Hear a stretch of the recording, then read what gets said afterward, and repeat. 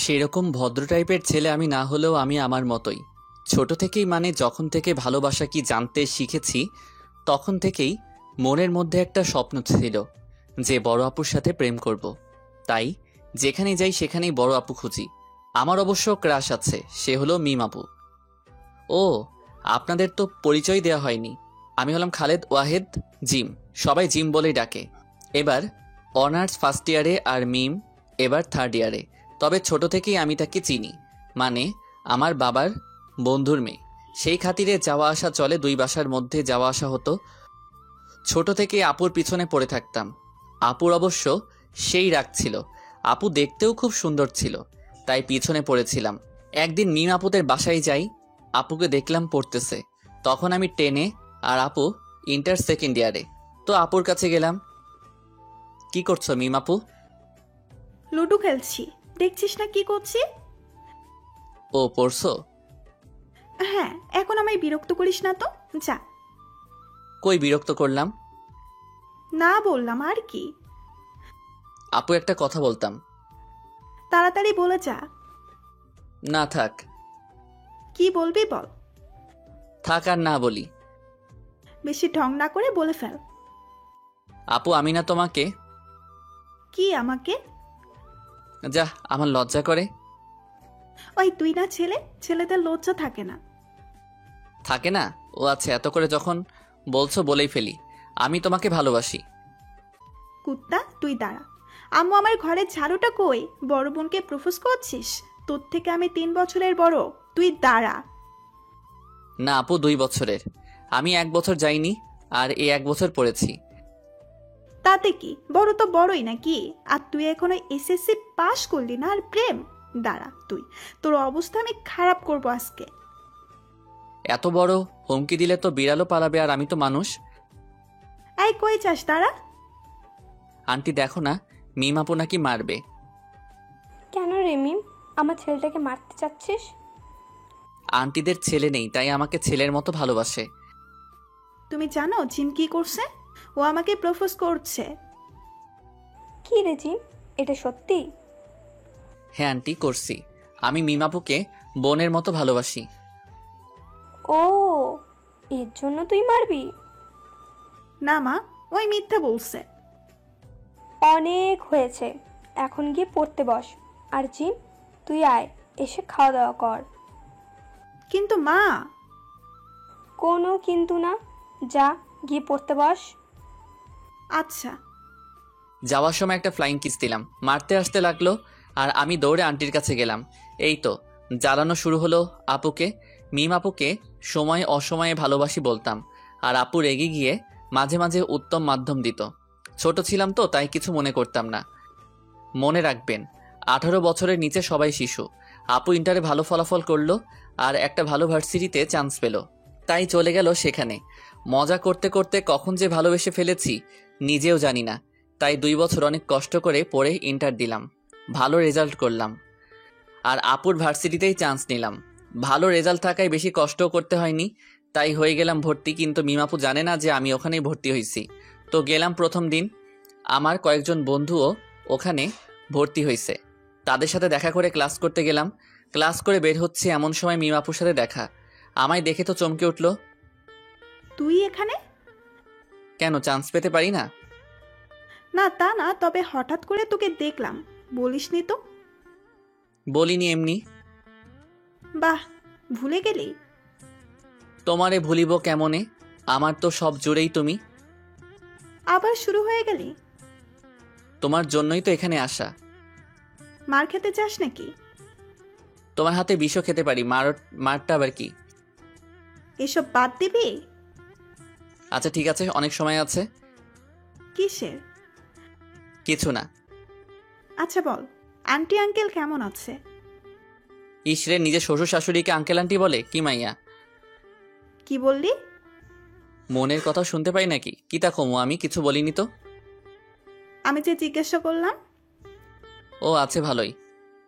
আচ্ছা, এখানে যেহেতু থাকবেই, কোনো কিছুর প্রয়োজন হলে বলবি, আর বাদরামিটা একটু কম হলেই চলবে। আমি তো তোমার সাথে বাদরামি করার জন্য এখানে এসেছি, খালি দেখে যাও। আচ্ছা আচ্ছা ঠিক আছে। আচ্ছা। এভাবেই শুরু হলো ভার্সিটির যাত্রাপথ আমার, আর তার পিছনেই লেগে থাকা। ভার্সিটিতে আসার পর থেকে সারাক্ষণ মিমাপুয়ের পিছনে লেগে থাকি। সে যেখানে যায় আমি তার পিছনে পিছনে যাই। ক্লাসের সময়টা ব্যতীত সবসময় তাকে জ্বালাতে লাগলাম। তার বান্ধবীরা সাথে থাকলে তাদের সাথে মজা করতাম। সবাই ভাবতো আমি তাদের সমবয়সী, কারণ আমি তো সবসময় তাদের পিছনে লেগেছিলাম। একদিন ভার্সিটি আসার পর জানতে পারি মিমাপু আসেনি। মনটা খারাপ হয়ে গেল অনেক। যেহেতু আমাদের দুজনের বাসাই অন্য শহরে, তাই আমরা হোস্টেলে থাকতাম। আমি জানতাম না সে কেন আসেনি, তাই তার হোস্টেলের সামনে যাই। তারপর মিমাপুর এক বান্ধবীকে ফোন দিয়ে আসতে বলি। নীলা আপু, মিমাপুর কি হয়েছে, আজকে আসলো না যে? মিম একটু অসুস্থ, কি হয়েছে? ওর জ্বর আসছে। ডাক্তার দেখানো হয়েছে মিমাপুকে? না, কে নিয়ে যাবে? আচ্ছা আমি আসতেছি, মিমাপুকে নিয়ে নিচে আসো। ঠিক আছে। তারপর নীলা আপু মিমাপুকে নিয়ে আসলো। আমি মাথায় হাত দিলাম মিমাপুরের, দেখি প্রচণ্ড গরম। তারপর তাকে নিয়ে হাসপাতালে গেলাম, ডাক্তার দেখালাম। আসার সময় দুজনেই চুপ আছি। তোমার গায়ে এত জ্বর, আমায় ফোন তো করতে পারতে একটা। ওই, আমি তোর আপু হই, সেইভাবে কথা বল। আচ্ছা বলছি, আপু তোমার গায়ে এত জ্বর, আমায় তো ফোন দিতে পারতে একটা, তাই না? তোকে কেন ফোন দিব? আচ্ছা মা, আমার তোমাকে প্রশ্ন করাই ভুল হয়ে গেছে, মাফ করে দাও আমায়। কি? আমি তোর মা? ওই, আমি কোন দিক দিয়ে তোর মা লাগি? না আপু, আমার ভুল হয়ে গেছে, দয়া করে আমায় মাফ করে দিন। আর বেয়াদবি করবি না আমার সাথে, সব সময় আপু ডাকবি, ঠিক আছে? জান বাঁচলে লাখো উপায়, এই সময় এই মেয়ের হাত থেকে বাঁচা ফরজ, তাই রাজি হয়ে গেলাম। হ্যাঁ হ্যাঁ ঠিক আছে আপু। গুড। এখন আমায় নামিয়ে দে। আর আব্বু আম্মুকে এই ব্যাপারে একদম বলবি না যে আমি অসুস্থ। আচ্ছা। আমি গেলাম। দেখো না কাল কি করি, তোমায় তো আমি আমার বউ বানিয়েই ছাড়বো। তারপর আঙ্কেলকে ফোন দিলাম। Hello uncle. হ্যাঁ জিম বাবা, বলো। আঙ্কেল, মিমাপু তো অনেক অসুস্থ, ভাগ্যিস আমি ছিলাম এখানে, তাই হাসপাতালে নিয়ে যেয়ে ডাক্তার দেখিয়ে আনলাম। কি হয়েছিল মিমের? চিকনগুনিয়া। তুমি মিমকে ডাক্তারের কাছে নিয়ে গিয়েছিলে? আঙ্কেল, ডাক্তারের কাছে নিয়ে গেলাম, দেখালাম, ওষুধ কিনে দিলাম, তারপর হোস্টেলে নামিয়ে দিয়ে এই তো আমি আসলাম। আমাকে তো কিছু বলেনি মেয়েটা। এই মেয়েটার একদিন কিছু হয়ে যাবে দেখবি। না আঙ্কেল, চিন্তা করিয়েন না, আমি আছি না। বাবা, ওকে একটু দেখে রাখিস। আচ্ছা আঙ্কেল, আপনি যেহেতু বললেন আর আমি আপনার কথা ফেলতে পারি, অবশ্যই দেখে রাখবো তাকে। আচ্ছা বাবা, ভালো থাকিস। আচ্ছা আঙ্কেল, দোয়া করিয়েন। ফি আমানিল্লাহ। আমিন। যাক, মিমাপুকে দেখে রাখার দায়িত্ব আঙ্কেল আমাকে দিল। খুশিতে তো আমার নাগিন ড্যান্স দেওয়ার ইচ্ছা হচ্ছিল, কিন্তু নিজেকে কন্ট্রোল করলাম।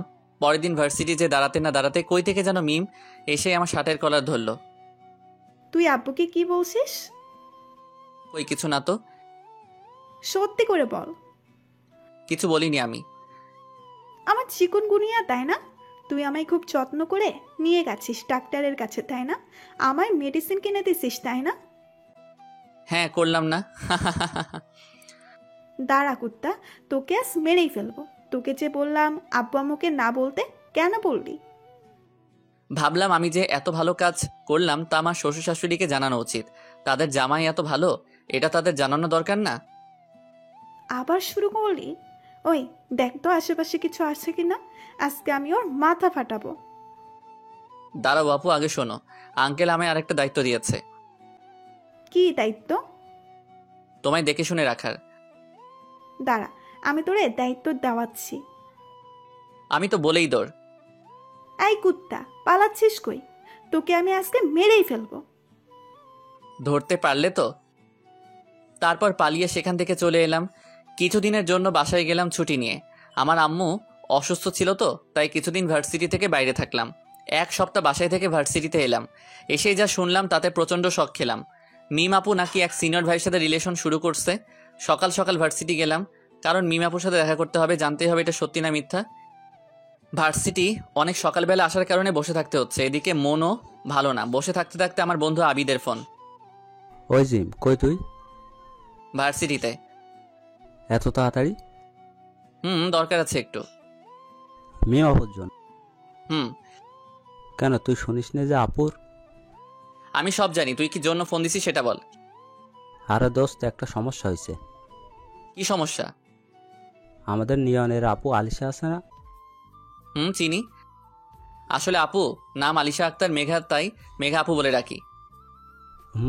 ওই আপুর জন্য রক্ত লাগবে এখনই। খুব বড় ঘটনা ঘটতে ধরে বেঁচে গেছে। তার রক্তের গ্রুপ আর তোর রক্তের গ্রুপ একই। তুই হাসপাতালে চলে আয় জিম। কি ঘটতে ধরছিল? এখানে আয়, আগে রক্ত দে, তারপর বলছি। আচ্ছা আমি আসছি, 5 মিনিট লাগবে। আচ্ছা আয়। যদিও বা আমার একটা কথা জানতে হতো, তবু একজন মানুষের জীবনের থেকে বেশি গুরুত্বপূর্ণ নয় এটা, তাই হাসপাতালে চলে গেলাম। হাসপাতালে যেয়ে দেখি আমার বন্ধুরা সবাই আছে। আসলে আমার বন্ধু নিয়নের বোন হয় মেঘা আপু, তাই আমাদের সবাই আছে। আমি গিয়ে দাঁড়ালাম, সাথে সাথে আমায় নিয়ে যে রক্ত নিল। এটা আমার প্রথমবার রক্ত দেওয়া, তাই মাথাটা একটু ঘুরছিল, তাই কিছুক্ষণ বিশ্রাম নিলাম। সবাই তখন আমার কাছে এলো। এখন বলতো কাহিনীটা কি? আসলে আপু একটা ছেলের সাথে সম্পর্ক হতো। আমরাও জানতাম ব্যাপারটা, শুনেছিলাম ছেলেটা ভালো, আমরাও দেখিনি। তো আপু যেটা বললো সেটা হলো আপুকে ডাকছে দেখা করার জন্য। তাদের রিলেশন 1 বছরের উপলক্ষে অনেকবারই গেছে দেখা করতে, কালকেও গেছে। তারা আরও কিছু বন্ধু মিলে আপুকে রেপ করতে আসে। ওই যে পুকুর পাড়টা আছে না পুরাতন বাসার সামনে, ওখানে। কিন্তু ওই সময় অপু আর নিলয় ওই পাশ দিয়ে যাচ্ছিল, দেখে তারা চিৎকার দেয়, তখন পালিয়ে যায়। কিন্তু যাওয়ার আগে আপুকে মেরে যায়, ফলে অনেক রক্ত বের হয়ে যায়।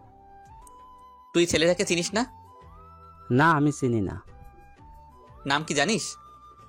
না, মনে হয় রুদ্র। আপুকে একবার বলতে শুনেছিলাম, কিন্তু একদম সঠিক করে বলতে পারছি না। কই পড়ে? আরে বেটা, নামও জানি না, কই পড়ে কেমনে জানবো? ও সেটাও ঠিক। চল দেখি আপুর কি অবস্থা। চল চল। আপুর বেডের কাছে গেলাম, এখনো ঘুমাচ্ছে। ডাক্তার বলছে কয়েকদিনের মধ্যে ঠিক হয়ে যাবে। যদি রক্তের ব্যবস্থা তাড়াতাড়ি না করা হতো তাহলে তার অবস্থা খারাপ হতেও পারত। ধন্যবাদ দোস্ত, তুই রক্ত না দিলে যে আজকে আপুর কি হতো। আর অপু আর নিলয়, তোদেরও অনেক ধন্যবাদ দোস্ত। এ মামা, বন্ধুদের মাঝে নো সরি নো থ্যাঙ্কস। তোর বোন তো আমাদেরও বোন, নিজের বোনের সাহায্য করলে কেউ ধন্যবাদ দেয়? তোরাই পরিচিত বন্ধু। বন্ধু, এখন আমায় যেতে হবে রে, ভার্সিটিতে একটু কাজ আছে। পরে এসে মেঘা আপুকে দেখে যাবনি। কি কাজ আছে দোস্ত। আচ্ছা যা। আচ্ছা। ওখান থেকে বের হয়ে সোজা ভার্সিটি এলাম। এসেই মিম আপুকে খুঁজতে লাগলাম। কিছুক্ষণ খোঁজাখুঁজির পর পেলাম। আপু একটা ছেলের সাথে ক্যান্টিনে বসে হেসে হেসে কথা বলছে। দেখেই তো মেজাজ গরম হয়ে গেল। আমি যে, মিম আপু, জিম, কবে আসলি? আসছি কালকে। ও দাঁড়া, তোকে পরিচয় করায় দেই। এ হলো নিবিড়, আমার বফ। আর নিবিড়, এ হলো জিম, আমার ভাইয়ের মতো। আব্বু আম্মুর খুব আদরের। তোমার সাথে দেখা হয়ে ভালো লাগলো জিম। কথার গুরুত্ব না দিয়ে, আপু তোমার সাথে আমার কিছু কথা আছে। হ্যাঁ বল। এদিকে আসবে একটু? নিবিড় 1 মিনিট। এদিকে এসে বলল, হ্যাঁ বল। আপু তুমি রিলেশন শুরু করছো? হ্যাঁ করছি, দেখলি তো। কিন্তু আপু তুমি তো জানো আমি তোমায় ভালোবাসি, সে কি আমার থেকে ভালো? আপু ভালোবাসায় বয়স কোনো ম্যাটার করে না। আপু আমি তোমায় ছাড়া বাঁচবো না। আর একবার যদি ভালোবাসি বলছিস না, তোর বাসায় বলে দিব ফালতু ছেলে, মাথা খারাপ করে দেয় এসব ছেলে। কি হয়েছে, তুমি মারলে কেন জিমকে? কিচ্ছু না, এসব ছেলেদের মুখে না পুরি। চলো। হাত ধরে চলে গেল। আপু আমায় 3টা চড় মারলো, কিছু মনে করতাম না, কিন্তু সবার সামনে মারলো। খুব খারাপ লাগছে। চোখ দিয়ে 2 ফোঁটা পানি পড়লো। যাকে এত ভালোবাসলাম সেই কিনা এইভাবে, কিছু ভাবতে পারছি না। চলে আসলাম। হোস্টেলে এসে শুয়ে পড়লাম। আমার আবার একটা অভ্যাস আছে, যখন আমার সাথে খারাপ কোনো কিছু ঘটে তখন আমার খুব ঘুম পায়। আসলে সেই অবস্থাটা তাড়াতাড়ি কাটাতে চেষ্টা করি, তাই এসেই ঘুমিয়ে পড়লাম। একেবারেই এক ঘুমে সন্ধ্যা। আবিদ ডাকাডাকি করছে। ওই বেটা ওঠ, আর কত ঘুমাবি? কয়টা বাজে দোস্ত? 4:30। কি সকাল হয়ে গেছে? তুই রাতে ঘুমাইছিলি? না তো। ভার্সিটি থেকে আসার সময় কিছু খাইছিলি? ওই কি বলিস, আমি এগুলো খাই? তাহলে তুই 12টা থেকে 7:30 পর্যন্ত কেমনে ঘুমাইলি ভাই? জানি না, খারাপ লাগছিল তো। কেন, কিছু কি হয়েছে?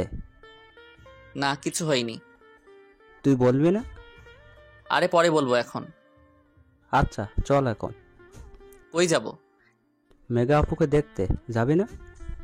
হ্যাঁ যাবো তো। আপুর জ্ঞান ফিরেছে? দুপুরে। তুই মরার মতো ঘুমাচ্ছিলি তাই ডাকিনি, আমি গেছিলাম দেখা করতে। ও কেমন আছে এখন? আলহামদুলিল্লাহ, মোটামুটি ভালো, গেলেই দেখতে পাবি। আচ্ছা, আগে কিছু খেতে হবে দোস্ত, সকাল থেকে কিছু খাইনি। তোর জন্য খাবার রাখা আছে, খেয়ে নে। আচ্ছা দোস্ত, আমি ফ্রেশ হয়ে খেয়ে বের হচ্ছি, তুই দাঁড়া।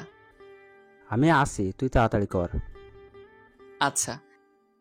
ঘুমটা হয়ে ভালো লাগছে, শুধু ভালো না, অনেক ভালোই লাগছিল। হালকা হালকা অনুভব হচ্ছে শরীরটার মধ্যে। রাতের বেলা গোসল করলাম, আরও ফ্রেশ লাগছে এখন। খাওয়া দাওয়া করে বের হলাম মেঘা আপুকে দেখতে। এতক্ষণ সময় আমার সাথে যে সকালে কি হয়েছিল তা মনেই ছিল না। স্বাভাবিকভাবেই আপুকে দেখার জন্য গেলাম। হাসপাতালে আমাদের ম্যাচ থেকে খানিকটা দূরে, তাই আমরা রিক্সা করে গেলাম। হাসপাতালে ঢোকার পর আপুর বেডের কাছে গেলাম, যেয়ে দেখি আপু শুয়ে আছে। তবে দেখে মনে হচ্ছে আগের থেকে ভালো অবস্থায় আছে। আন্টির সাথে কথা বলছিল, সাথে আঙ্কেলও নিয়ন আছে। আমাদের দেখে, জিম কেমন আছো? যেহেতু নিয়নের বোন তাই আগে থেকে চিন্তা আমাদের। ভালো আছি আপু, তোমার অবস্থা এখন কেমন? আগের থেকে ভালো, জ্ঞান ফেরার পর থেকে ভালো লাগছে। শুনলাম তুমি নাকি আমায় রক্ত দিয়েছো, অনেক ধন্যবাদ তোমাকে। এগুলা কি বলছো আপু? তুমি নিয়নের বোন মানে আমাদেরও বোন। নিজের বোনকে রক্ত দিলে বুঝি ধন্যবাদ দিতে হয়? ভুল হয়ে গেছে। তোমাকে দেখে ভালো লাগছে আপু। আপু, তোমার থেকে কিছু জানার ছিল। কি ব্যাপারে বলতে চাচ্ছ? আচ্ছা বলো, কি শুনবে? ছেলেটাকে? ওর নাম রিয়ান। কিন্তু নিয়ন যে বলল রুদ্র। না না, রুদ্র তো আমার বন্ধু। ও আচ্ছা, কতদিন থেকে তোমাদের সম্পর্ক? 1.5 বছর। এবার বিস্তারিত বলো একটু, মানে যদি না কোনো প্রবলেম থাকে তোমার বলতে। না না, কোনো প্রবলেম নেই। আসলে রিয়ানের সাথে সম্পর্কটা শুরু হয় 1.5 বছর আগে। ও অনেক ভালো একটা ছেলে ছিল, সবাই বলতো, সবার সাথেই ভালো ব্যবহার করত। যেহেতু সে নতুন ছিল তাই কেউ তার পরিচয় ভালো করে জানতো না। আমাদের 2 ব্যাচ সিনিয়র ছিল, সবাই পছন্দ করতো তাকে। তো একদিন সে হঠাৎ করে আমায় প্রপোজ করে। আমি আবার তার থেকে কিছুদিন সময় নেই ভাবার জন্য। দেখলাম সে ভালো, একটা ভালো পরিচয় আছে তার কলেজে, তাই রাজি হয়ে যাই। সে বলতে পারবো না আমার কতটুকু খেয়াল রাখতো, তবে প্রয়োজনের তুলনায় অনেক অনেক বেশি। তার সাথে অনেক ভালো সময় যাচ্ছিল, আমাদের সম্পর্কটুকু অনেক পজিটিভ হতে লাগলো দিন দিন। আমার মনে হতো আমরা দুজন দুজনকে অনেক ভালোবাসি। বাসায় ব্যাপারটা বলি, সবকিছু বলি না, শুধু বলি যে আমার পছন্দের ছেলে আছে, সে খুব ভালো। সবাই মেনে নেয়। সময়টুকু এত ভালো কাটছিল যে আমি কখনো কল্পনাও করতে পারিনি সে এভাবে আমায় ধোকা দিবে। তারপর এলো সেই দিন। সেদিন আমায় তার বন্ধুর জন্মদিনের অনুষ্ঠানে আমন্ত্রণ করে। অনুষ্ঠান শেষ হবার পর বাড়ি ফিরছিলাম, তার এক বন্ধু আমাদের নামিয়ে দিতে চায়। আমরা উঠি, তারা কয়েকজন ছিল।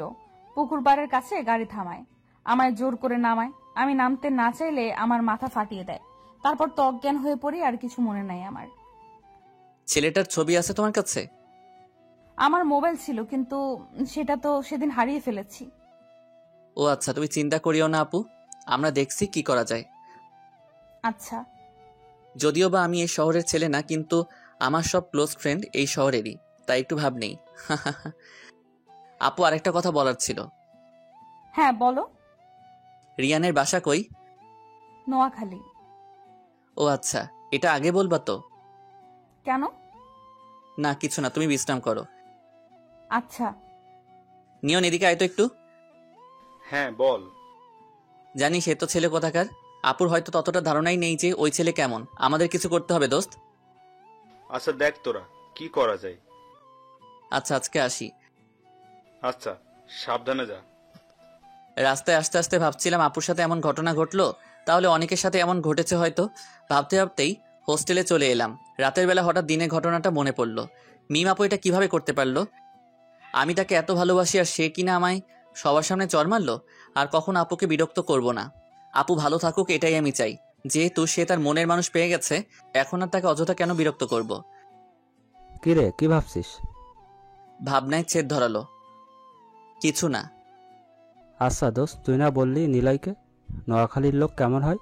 আচ্ছা, তারা কেমন হয়? জানিস না? না। তুই কি উগান্ডা থেকে আগত নাকি? ধুর, বল না। না রে, নোয়াখালী এমন এক জায়গা যেখানে অধিকাংশ লোক আমাদের থেকে অনেক চালাক আর চতুর। তাদের ভাষা সহজে কোনো মানুষের বোধগম্য নয়।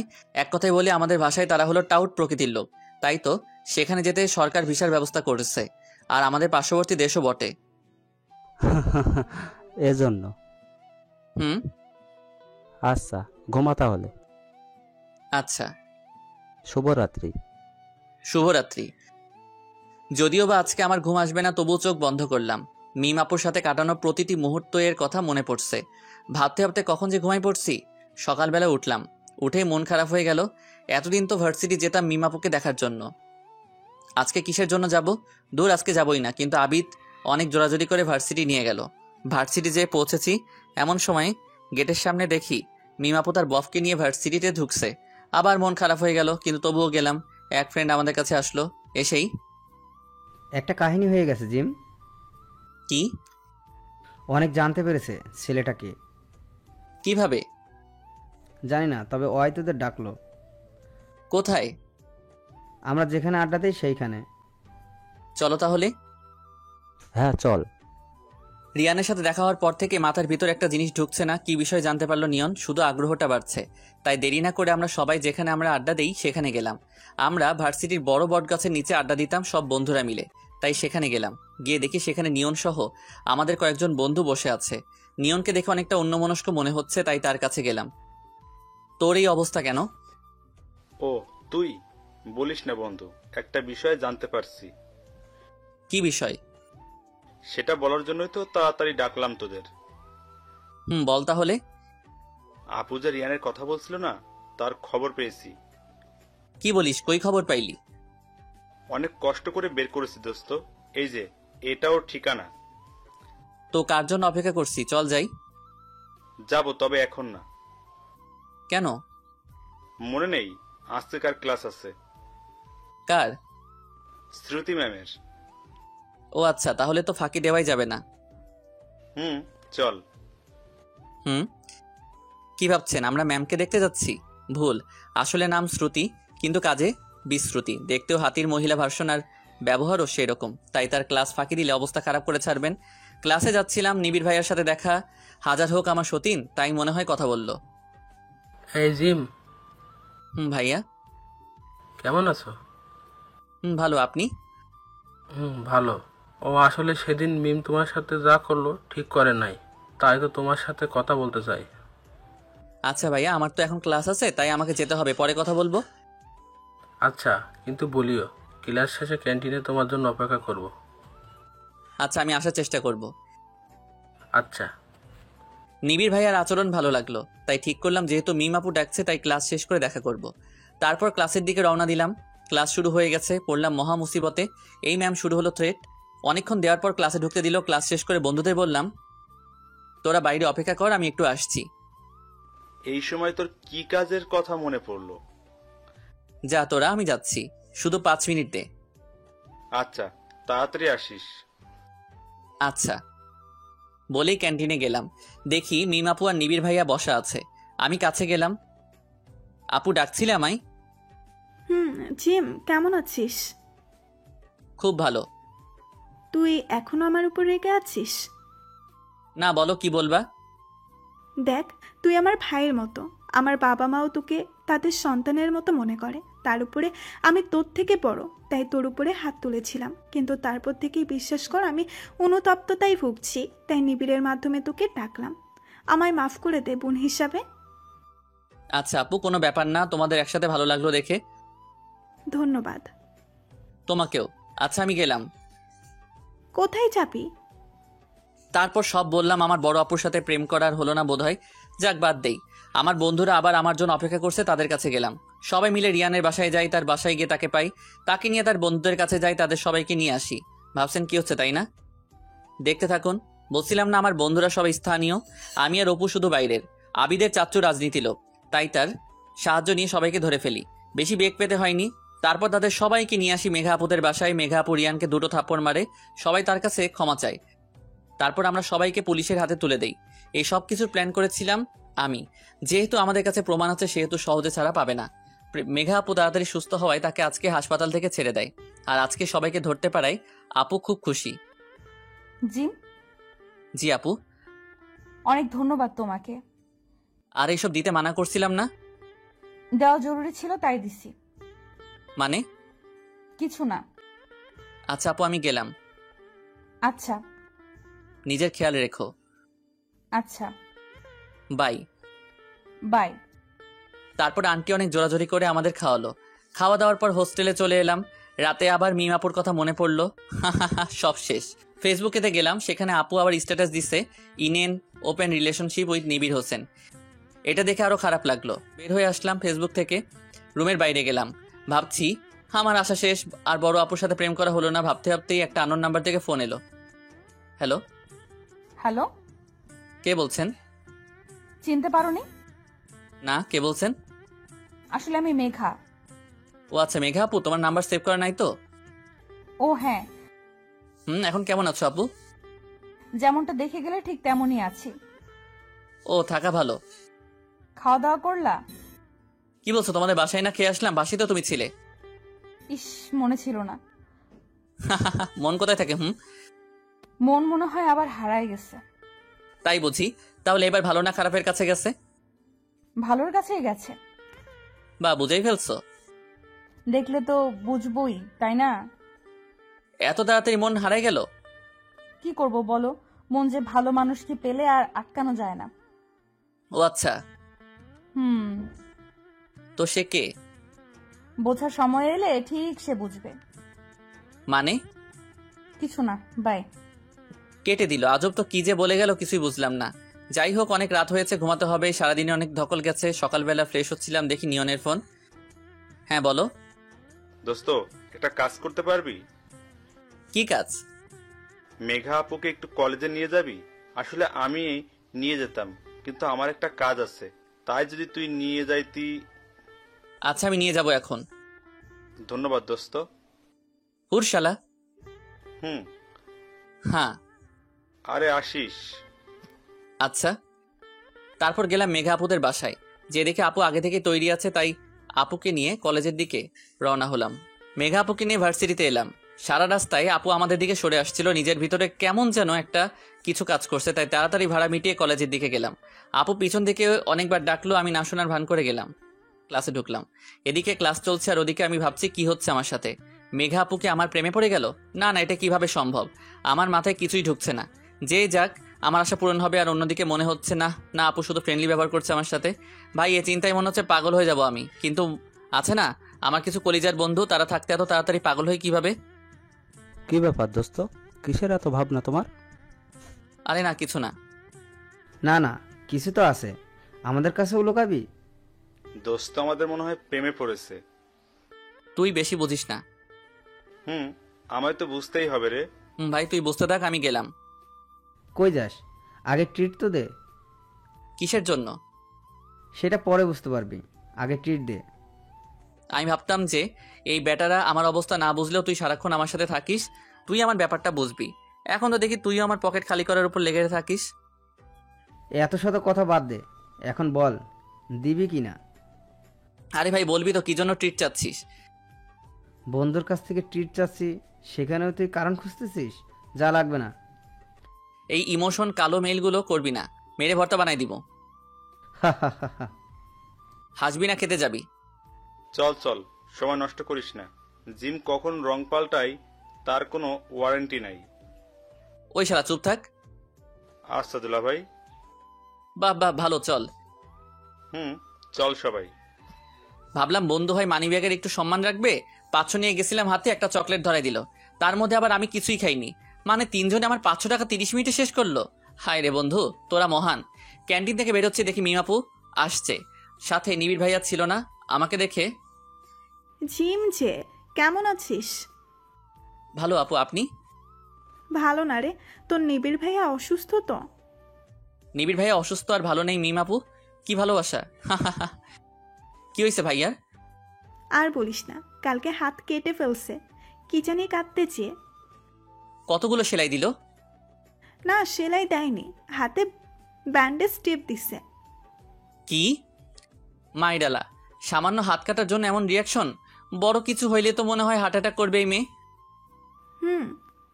আপু আমি যাই, আমার একটু কাজ আছে। এতক্ষণ থাকলে আমি পাগল হয়ে যাব মিমাপুর কথা শুনে। প্রেমে পড়লে মানুষ নাকি বিবেক বুদ্ধি হারাই ফেলে, কথাটা শুনেছিলাম। আজকে নিজের চোখে দেখলাম। ভালো হইছে, এই মেয়ের পিছনে ঘোরা বাদ দিছি। না হলে নিজের সাথে সাথে আমাকেও পাগল বানাই দিত। আচ্ছা যা। হুম বলেই কেটে পড়লাম। যাক বাবা, বাঁচলাম। গেট দিয়ে বের হচ্ছিলাম, সাথে আছে অপু। এমন সময় পিছন থেকে মেঘা আপুর ডাক। এই জিম, জি আপু বলো। তোমার সাথে কিছু কথা আছে। বলো। অপু একটু সামনে যাও তো। মেঘা আপুকে বলল কথাটা।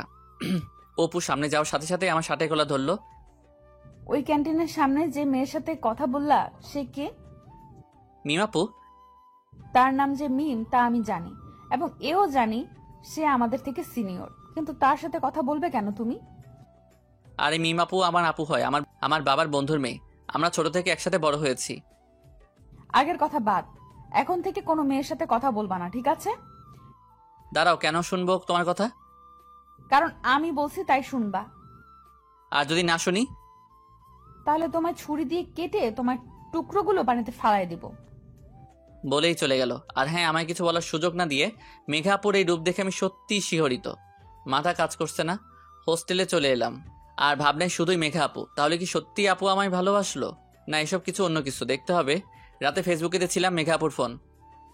এই যে স্যার, কি করছেন? কথা বলছি। কার সাথে? মিম আপুর সাথে। কি তোমায় না বারণ করেছিলাম? তুই বারণ করে কে? আমি কে কালকে তোমাকে দেখাবো। আমি বারণ করার কে? শুধু ভার্সিটি আয় কালকে, তারপর তোকে দেখাবো। আচ্ছা, বলার আগে ফোনটা কেটে গেল।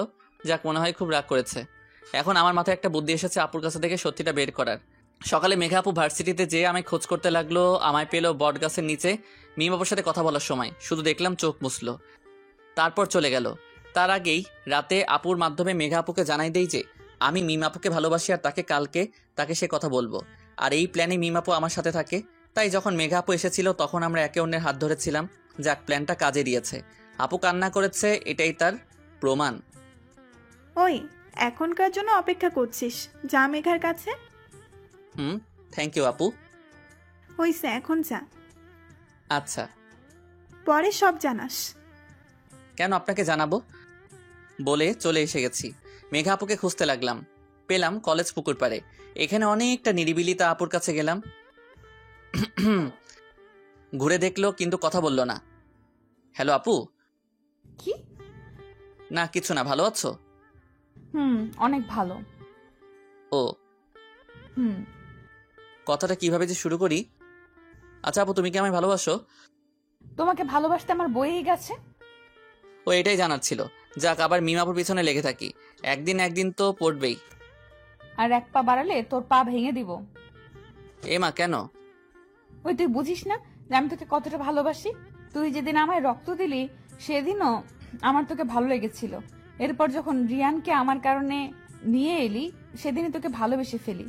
এতদিন তোকে বোঝার চেষ্টা করলাম আর তুই বুঝলি না আমি তোকে কতটা ভালোবাসি। এসব নাটক ছিল? কি? নাটক ছিল। আজকে তোকে আমি সত্যি মেরে ফেলবো শয়তান। আমি দিলাম দৌড়। শেষ পর্যন্ত কিনা এমন বউ পেলাম। মেঘা আপুর দৌড়ানি খেয়ে কোনো মতে বাঁচলাম। তবে একটা জিনিস জানলাম তো, যে মেঘা আপুও আমায় ভালোবাসে। যাক, সিনিয়র আপুর সাথে শেষ পর্যন্ত প্রেম হয়ে গেল। এখন ভালোবাসা চলবে উড়াধুরা, কিন্তু কিছু তো একটা দিয়ে শুরু করতে হবে নাকি? তাই ফুল খুঁজতে থাকলাম। কিন্তু আমাদের ভার্সিটিতে এত প্রেমিক প্রেমিকা আছে যাদের কারণে সব ফুল আগেই শেষ হয়ে গেছে। তাই কি করা যায় ভাবতে লাগলাম। মেঘা আপু তার বান্ধবীদের সাথে বসে আছে, দেখে মনে হচ্ছে অনেক খুশি আজ। যাই, আর দেরি না করি। আমায় সামনে দেখে রেগে আগুন, চোখ মুখ লাল করে ফেলেছে। যা, কি করলাম আমি আবার? তার বান্ধবীগুলো হাসাহাসি করছে। ও বুঝলাম, সব নষ্টের গোড়া তাহলে এরাই। মনে মনে ভাবছি, রিলেশনটা শুরু হোক, তারপর তোমাদের দেখে নিব আপু লোক। তারা সবাই চলে গেল। আপু উঠে এলো আমার কাছে। ওই হাতে কি তোমার? কদু। কদু দিয়ে কি করবে? তোমায় তো প্রপোজ করা হয়নি। ভাবলাম রাগ করে আছো, প্রপোজ করলে রাগও ভেঙে যাবে, আবার রিলেশনও শুরু হবে। কুত্তা, তাই বলে কদু? দুনিয়াতে আর কিছু পেলেই না কদু দিয়ে কেউ প্রপোজ করে? আরে বলো না, গেলাম ফুল নিতে, কিন্তু নাই, সব শেষ করে দিছে হারামির বাচ্চাগুলো।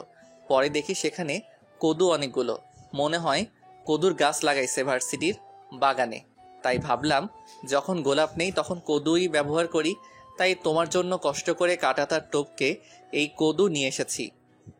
কদু তাই না? দাও কদু দাও। আজকে যদি কদু তোমার মাথায় না ভাঙতে পারছি তাহলে আমার নাম মেঘা নয়। এত রাগ করো কেন? আমি তো ভালো জিনিসই আনছি। এটা বাসায় নিয়ে যেয়ে রান্না করেও খেতে পারবে। তোর কদু তুই নিয়ে যা, লাগবে না তোর প্রপোজ করতে। তুই তোর কদু নিয়ে থাক, আমি গেলাম। ওই শোনা, কই যাও? কদুটা তো অন্তত নিয়ে যাও। ধুর, এত কষ্ট করে কদুটা নিয়ে আসলাম আর না নিয়েই চলে গেল। যেই লাও সেই কদু হইল। যাই, এটা তো কোনো কাজে লাগাতে হবে, তাই বিক্রি করে দেই, সাথে কিছু আয়ও হবে, কি বলেন? হা হা হা হা। কদু 20 টাকা দিয়ে বিক্রি করলাম। তারপর বন্ধুদের কাছে আসলাম। কি মামা, কই থেকে আসলি? কদু বিক্রি করতে গেছিলাম। হ্যাঁ, কস কি? কই পাইলি কদু? কদুর ব্যবসা শুরু করলি নাকি? আরে না শালাবাবু, আসলে না, এদের বলা যাবে না, শালারা পচাবে এখন আমায়। আসলে হয়েছে কি, তার আগেই মেঘা আপুর আগমন।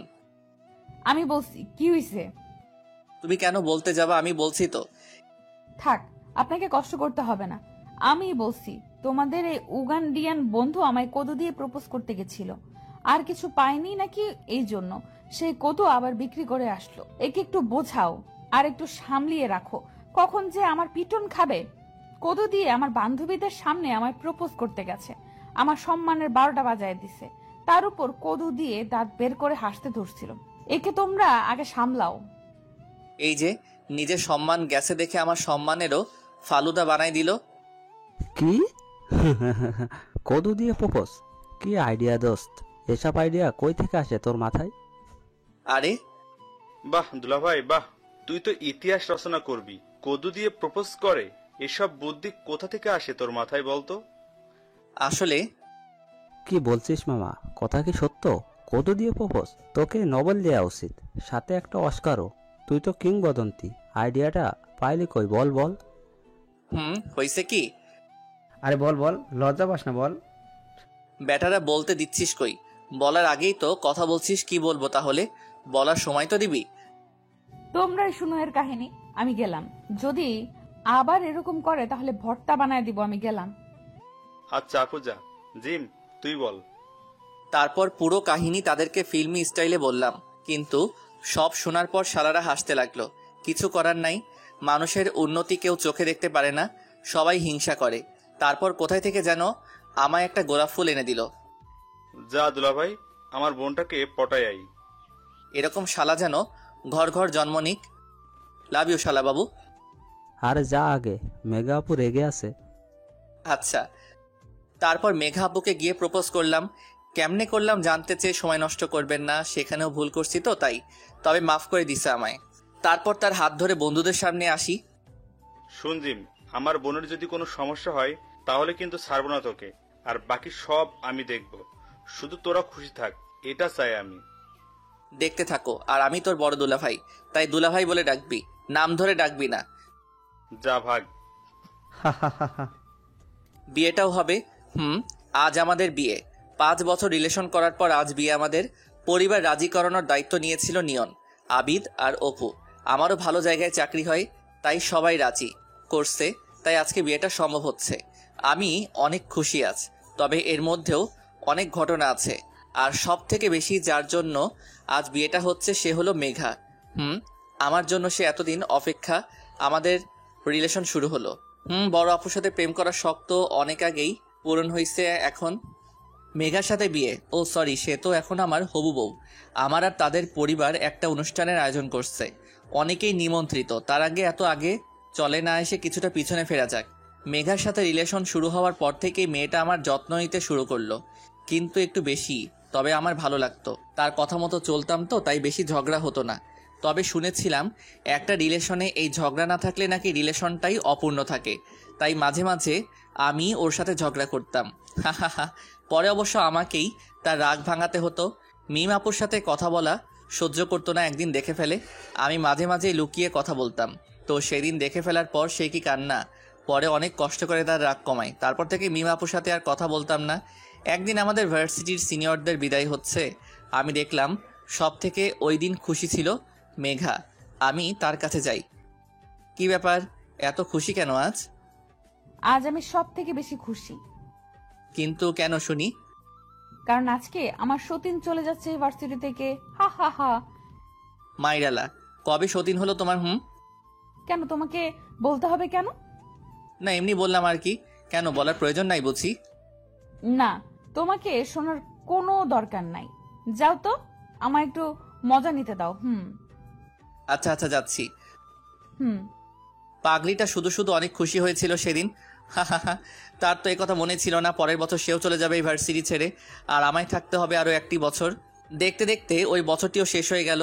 যেদিন শেষ ভার্সিটিতে সেদিন মেঘার সে কি কান্না, আরেকবার দেখতে হলো। সবার সামনে জড়িয়ে ধরেছিল আর কাঁদতে লাগলো। ওই পাগলি, এত কাঁদো কেন? শুধু তো ভার্সিটি ছাড়ছো, দূরে তো আর যাচ্ছ না। জানি না, আমি যাব না, আবার পড়বো। তোমাকে ছাড়া একা থাকতে পারবো না এই 1 বছর। পাগলামি একদম করবা না, ভালো করে পরীক্ষা দিবা। আর আমি তো সবসময় আছি তোমার সাথে। দেখো, এই 1 বছর দেখতে দেখতে কেটে যাবে। তারপর ভালো একটা চাকরি নিয়ে সোজা তোমার বাসায় যাব। আর সাথে তো সবসময় শালাবাবু আছে। চিন্তা করিও না। অনেক কিছু বলে বোঝানোর পর পাগলিটা রাজি হয়। হা। ভার্সিটি থেকে তার চলে যাবার পর ভাবছিলাম একাকিত্ব বাড়বে, কিন্তু উল্টো আরও বেশি সম্পর্ক মজবুত হতে লাগলো। হঠাৎ করে দেখা করা, সারাদিন কথা বলা, সে যে দূরে এখন সেটা মনেই হতো না। কেটে গেল আরেকটি বছর। একদিকে সম্পর্ক মজবুত হতে থাকলো, আর অন্যদিকে বন্ধুত্ব গাঢ়। নিয়ন, আমি, অপু আর আবিদার কিছু ফ্রেন্ড একজন আরেকজনকে ছাড়া থাকতে পারতাম না। খুব ভালোভাবে সবাই পাশ করে বের হই। আর আল্লাহ তাআলা আমাদের বন্ধুত্বটাকে এত মজবুত করলেন যে সবাই একসাথে একটা মাল্টি ন্যাশনাল কোম্পানিতে জয়েন করি। আমার আরও 1 বছর লেগে যায় ভালো একটা পজিশন তৈরি করতে। তবে তার আগে নিয়নের মাধ্যমে মেঘার বাবা মায়ের সাথে কথা বলে আব্বু আম্মু কথা পাকাপাকি করে আসে। তারপর আজ বিয়ে, সবাই এসেছে। আমি আর মেঘা পাশাপাশি বসা, শাড়ি পরে মেয়েটাকে আরও সুন্দর লাগছে। ও মিমাপু এসেছে, সাথে তার কোলে একটা ফুটফুটে বাচ্চা মেয়ে। নিবিড় ভাইয়ার সাথে আপুর বিয়ে হয় 2 বছর আগে। সবাই খুশি। দেখো তো মিমাপুকে কেমন লাগছে? কি? এই আমি কি করলাম, আবার শুধু জিজ্ঞাসা করলাম। আজকে তোমার বিয়ে, কিসের কি নিজের বউয়ের প্রশংসা করবে তা নয়, অন্যের বউয়ের দিকে নজর। এই মা, শুধু তো একটা কথা বললাম। আজকে তুমি চলো, তোমার অবস্থা খারাপ হবেই শয়তান। আজকে না আমাদের বাসর রাত? তোমার বাসর রাত বের করবো আজ। না, এ হতে পারে না। অনেক হয়েছে, এবার থামো। Okay ma'am. স্যার। সত্যিকারের ভালোবাসাগুলোর মনে হয় এভাবে সমাপ্তি হয়। বেঁচে থাকুক সবার ভালোবাসা। কি মামা, হয়ে যাক একটা সেলফি? হ্যাঁ, অবশ্যই। ভাবি রেডি? রেডি। ক্যামেরা বন্দি হলাম আমার সব থেকে প্রিয় 4 জন মানুষের সাথে। ভালো থাকুক তারা, আর আশা করি সবসময় সবাই একসাথেই থাকতে পারবো। আবার দেখা হবে। খোদা হাফেজ।